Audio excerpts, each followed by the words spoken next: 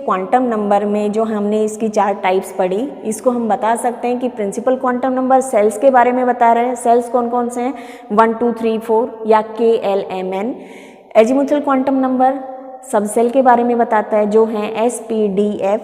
Magnetic quantum number orbitals के बारे में बता रहा है जो कि सबसेल कितने ऑर्बिटल में डिवाइड है उसके अकॉर्डिंग हम टोटल नंबर निकाल सकते हैं। और फोर्थ है स्पिन क्वांटम नंबर कि एक ऑर्बिटल के अंदर जो मैक्सिमम 2 इलेक्ट्रॉन फिल किए जाते हैं उनका रोटेशन किया, एक अगर क्लॉकवाइज रोटेट कर रहे हैं तो दूसरा एंटी क्लॉकवाइज रोटेट करेगा, इसी वजह से इनको इसकी जो डायरेक्शन है वो अपोजिट दिखाई जाती है। ठीक है, अब इन चारों को अगर हम अच्छे से देखना चाहें तो एक टेबल के थ्रू हम समझ सकते हैं। तो यहाँ क्या है कि जो सबसे पहले जो प्रिंसिपल क्वांटम नंबर, जिसको मेन क्वांटम नंबर भी बोलते हैं या फिर प्राइमरी क्वांटम नंबर भी बोला जाता है, और ये भी ध्यान देना कि जो एजीमुथल क्वांटम नंबर है उसको सेकेंडरी और एंगुलर क्वांटम नंबर भी बोला जाता है। तो अगर क्वेश्चन एजीमुथल की जगह सेकेंडरी या सेकेंडरी क्वांटम नंबर से आए या एंगुलर से आए तो हमें ध्यान रखना है कि जो सबसेल से रिलेटेड है वही क्वांटम नंबर से रिलेटेड इन्फॉर्मेशन ले रहे हैं। तो यहाँ पर जो प्रिंसिपल क्वांटम नंबर है, यहाँ क्योंकि क्या बताया था कि प्रिंसिपल क्वांटम नंबर हमें सेल्स के बारे में बताता है जो क्या है KLMN का आगे मैंने किया नहीं, इसी तरीके से सॉल्व करेंगे। तो यहाँ K क्या है, न्यूक्लियस के जस्ट पास वाला एरिया, जिसको हम क्या बोल रहे थे 1 2 3 4 करके भी अगर हम उनकी एनर्जी के अकॉर्डिंग लिखें तो अभी एक्सप्लेन किया था। तो जो प्रिंसिपल क्वांटम नंबर है उसमें n की वैल्यू अगर 1 है तो एजीमुथल में क्या हो जाएगा n-1 मीन्स जो भी n की वैल्यू है उसमें उससे एक कम होगा तो ये क्या हो जाएगा 0। अब ये भी बताया था कि जो 0 है 1 2 3, 0 हमेशा S सब सेल को डिनोट करेगा, ये P को 2 है वो D को, 3 है वो F को।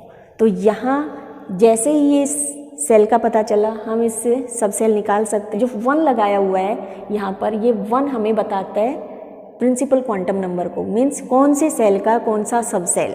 तो यहाँ फर्स्ट सेल का S जो सब सेल है वो मैग्नेटिक क्वांटम नंबर की जितनी वैल्यू L की होगी उतनी ही M की होगी।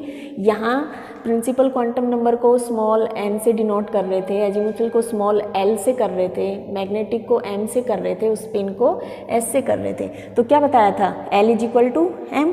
तो यहाँ वैल्यू 0 है तो यहाँ भी 0 होगी। लेकिन यहाँ ये किसके बारे में बता रहा था, ऑर्बिटल के बारे में। अब ऑर्बिटल का नंबर हम कैसे फाइंड आउट कर रहे थे कि जो भी नंबर है 0 के अलावा उसको हम प्लस माइनस की उसमें लिखेंगे और टोटल कर लेंगे। यहाँ क्या था, बाकी तो है ही नहीं, सिर्फ 0 है तो 0 को 0 ही रहने देंगे। लेकिन यहाँ ये 0 है वो क्या बता रहा है कि एक ऑर्बिटल है और एक ऑर्बिटल के अंदर मैक्सिमम 2 इलेक्ट्रॉन प्रेजेंट रहते हैं। तो यहाँ जो ऑर्बिटल की बात है, ठीक है, वो हम फाइंड आउट कर लेंगे इस नंबर से। अब एक ऑर्बिटल के अंदर जो 2 इलेक्ट्रॉन हैं वो जो प्लस हाफ है वो क्लॉकवाइज रोटेशन को दिखाएगा और माइनस हाफ है वो एंटी क्लॉकवाइज रोटेशन को दिखाएगा। तो इस तरीके से जो इलेक्ट्रॉन प्रेजेंट होंगे फर्स्ट सेल में वो कितने होंगे S के अंदर, क्योंकि S जो सब सेल है उसके अंदर एक ही ऑर्बिटल है और एक ऑर्बिटल के अंदर मैक्सिमम 2 इलेक्ट्रॉन प्रेजेंट हो सकते हैं। तो यहाँ जो फर्स्ट है total number of electron first K shell की बात करेंगे तो वहाँ मैक्सिमम इलेक्ट्रॉन कितने फिल कर सकते हैं 2, या फिर ये बोलें कि S सब सेल के अंदर कितने इलेक्ट्रॉन फिल कर सकते हैं 2। वो चाहे फर्स्ट का हो, सेकंड का हो, थर्ड का हो, S की लिमिट 2 ही रहेगी। ऐसे ही जो सेकंड सेल है L को हम क्या बोल रहे थे 1 2 3 की फॉर्म में लिखेंगे तो 2। अब n = 2 है तो हम L निकालेंगे। L क्या था n-1, तो यहाँ इसकी वैल्यू 1 होगी। लेकिन उस 1 को सीधा 1 ना लिख के हम क्या लिखेंगे 0 और 1। अब 0 को तो 0 रहने देंगे, बाकी जो 1 है इसको हम आगे जो ऑर्बिटल निकालेंगे उसमें क्या करेंगे -1 0 +1। वैसे इसकी राइट फॉर्म यही होती है, राइट जो सही तरीका होता है वो यही होता है कि जो नंबर होते हैं उनको माइनस से शुरू करके लिखते हैं। ठीक है, तो यहाँ क्या हुआ, जो 0 है वो s को डिनोट करेगा, लेकिन कौन से s को, क्योंकि सेकंड सेल की बात चल रही है तो ये यहाँ पे 2s लिखेंगे। अब 2s के 0 ने तो s को बता दिया, लेकिन 0 के साथ 1 भी था। 1 किसके बारे में बताएगा, p सब सेल के बारे में। तो यहाँ जो ये 1 था ये किसके बारे में बता रहा है, 2p के बारे में। अब s के अंदर बताया था 0 है, एक ही ऑर्बिटल होगा, एक ऑर्बिटल के अंदर मैक्सिमम 2 इलेक्ट्रॉन होंगे। और यहाँ क्या है, जो 1 है उसको -0 फिर प्लस इस फॉर्म में लिखेंगे। तो ये टोटल कितना हुआ, 1 2 3 मीन्स जो p सब सेल है उसके अंदर मैक्सिमम 3 ऑर्बिटल होंगे और एक ऑर्बिटल के अंदर मैक्सिमम 2 इलेक्ट्रॉन। तो यहाँ पर फिर वैसे ही हर ऑर्बिटल का हम +½ -½ लिख सकते हैं।